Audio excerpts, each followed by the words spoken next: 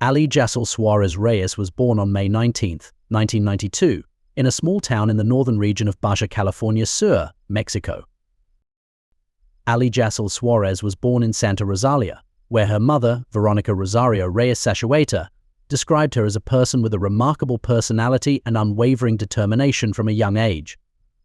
Her family and friends referred to her as a cheerful, kind, and generous young woman who enjoyed sharing her humor and frequent visits to the beach with her followers on social media.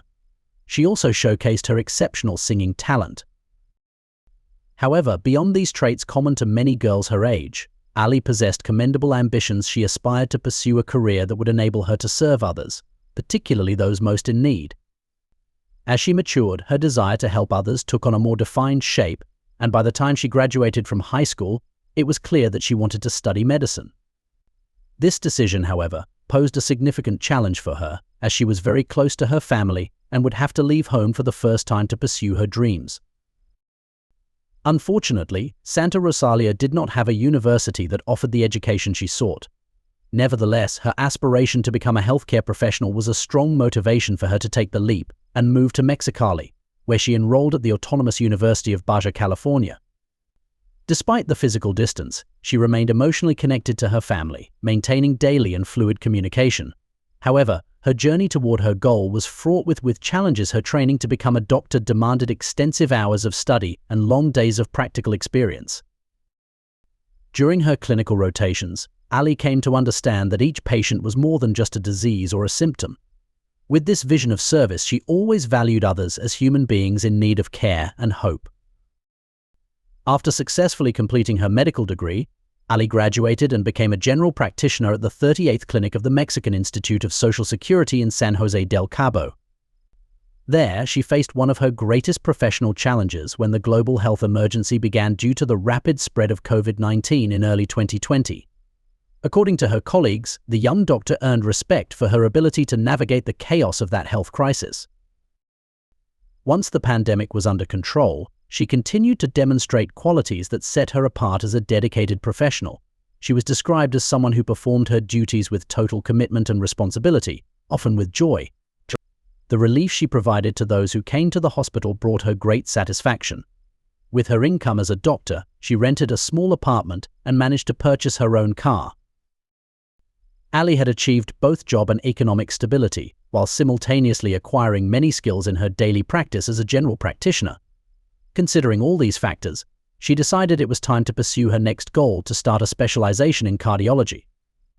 Those close to her reported that she remained acutely aware of how diseases related to the circulatory system, such as hypertension, affected many of her patients, and she was eager to contribute to improving their quality of life.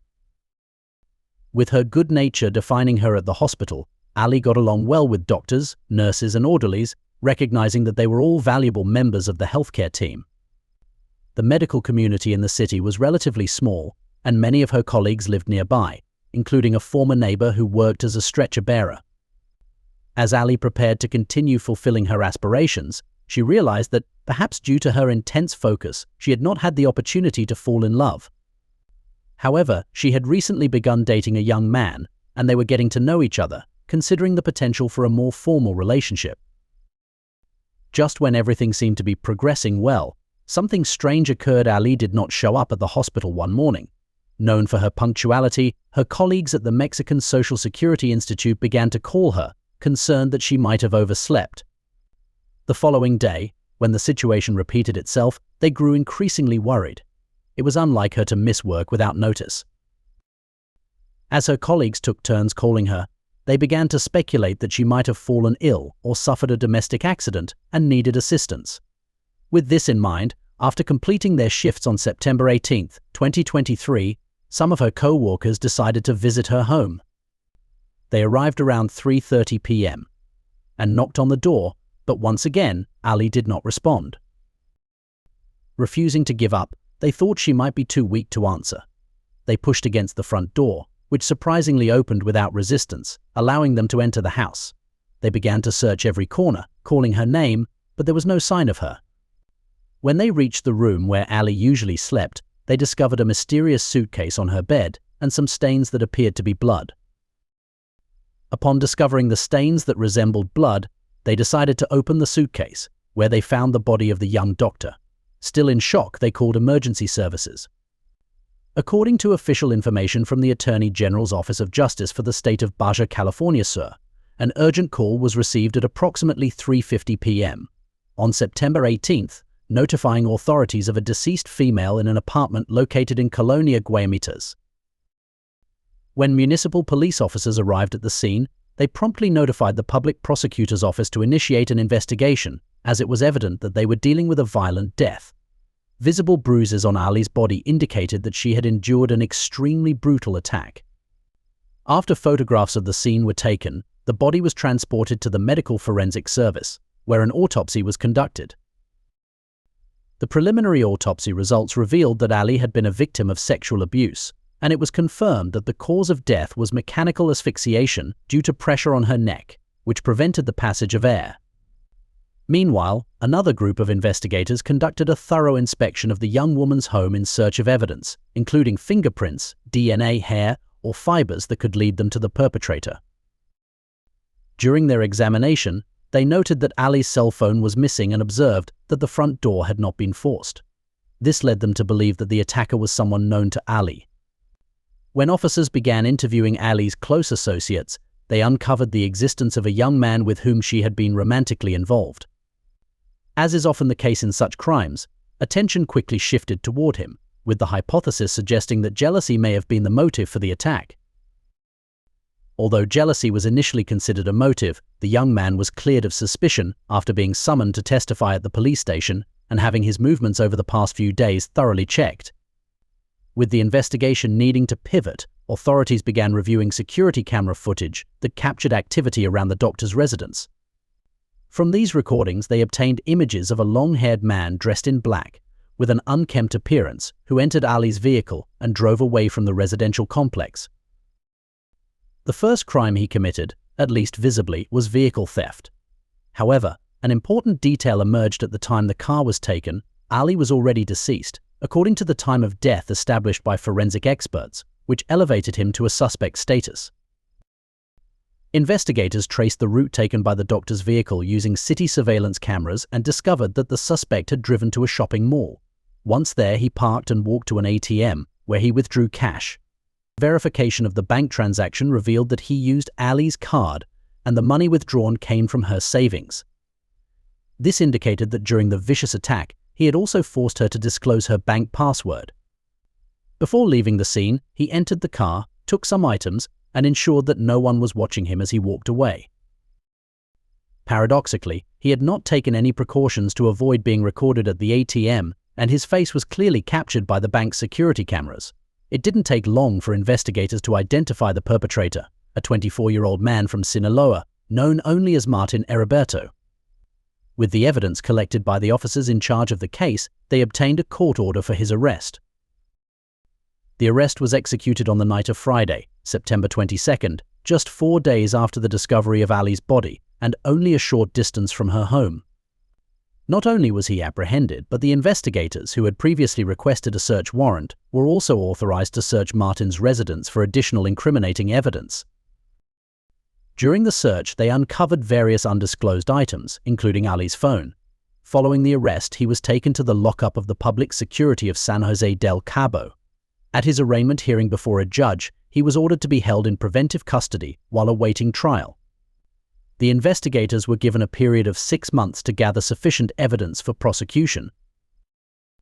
As a result of Martin's arrest and the review of Ali's cell phone, chilling details emerged about the crime and the extent to which Martin had monitored his neighbor's activities. It was determined that on the night of Saturday, September 16th, the young woman had met a friend for drinks and conversation.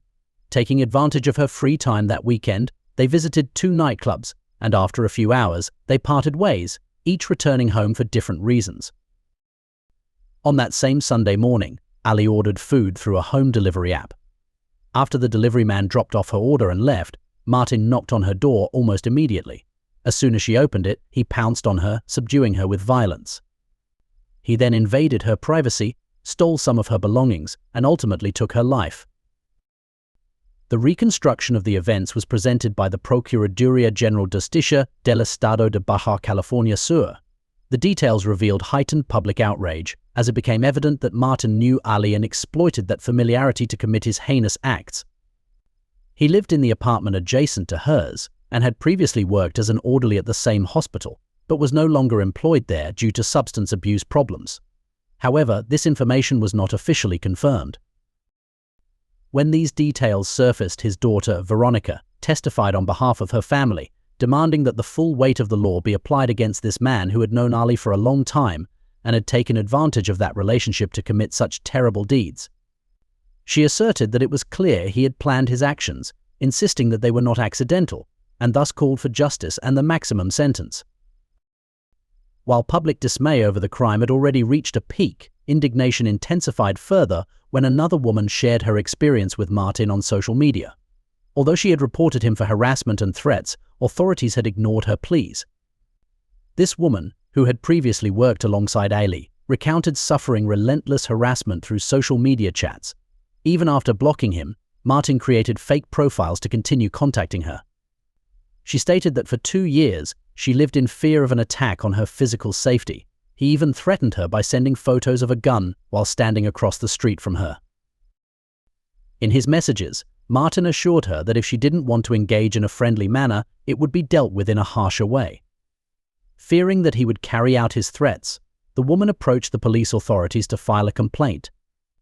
Unfortunately, she did not receive the help she had hoped, for she was informed that there was no visible aggression and that she was not in any danger, despite the fact that he was taking pictures of her house to demonstrate that he was watching her. According to the police, Martin was merely playing games, and they advised her to resolve the matter by blocking him. Feeling completely unprotected, she had no choice but to endure the situation until he seemingly became obsessed with someone else and finally left her alone. The first woman besieged by Martin stated that upon learning of the doctor's crime, she decided to publicly share her own nightmare because she believed Ali's death was the result of the authorities' negligence in not following up on her case. This shocking incident prompted numerous feminist collectives, self-organized groups, and health workers to plan a series of protests in the streets of San Jose del Cabo, demanding justice and the maximum penalty for the alleged perpetrator. The first demonstration took place on September 20th, when hundreds of people marched from the Mexican Social Security Institute, where the young woman worked, to a central plaza. The chants included the slogans "Not one more, not one less, and justice for Dr. Suárez." One of her colleagues intervened to highlight the immense value that Ali brought as a professional. She studied for 7 years to work here. I believe she did not deserve to be murdered in this way, or in any way, he affirmed. As colleagues, we should unite as a society, not just as the health sector, but as a community in general. Those who participated in the marches and later gathered in the plaza drew the attention of the authorities, urging them not to turn a deaf ear to the clamor for justice.